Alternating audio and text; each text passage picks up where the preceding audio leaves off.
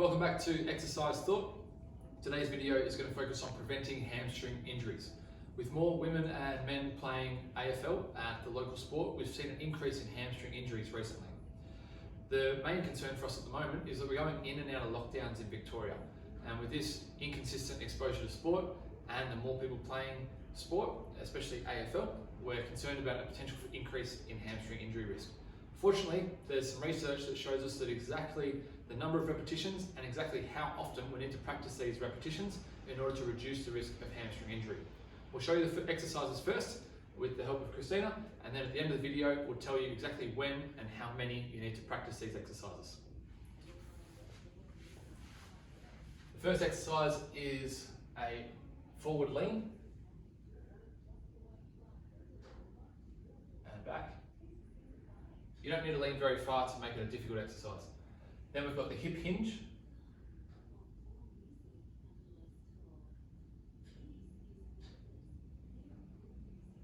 Then we've got the drop catch. And the last one is the nose dive, the most difficult.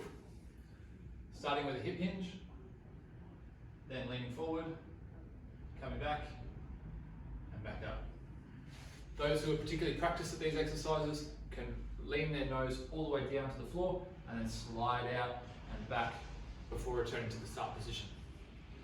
The research has shown us that if you practice these exercises at least twice a week, once before sport and once after sport, so maybe before Tuesday training and after Thursday training, that has the best chance of reducing hamstring injury risk compared to doing these exercises before sport or after sport.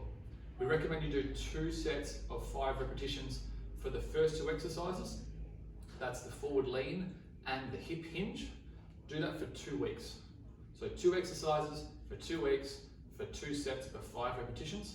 And then after that 2 weeks, add in the second 2 exercises. So that was the drop catch and the nose dive. As always, if you've got any questions, get in touch with us at Exercise Thought.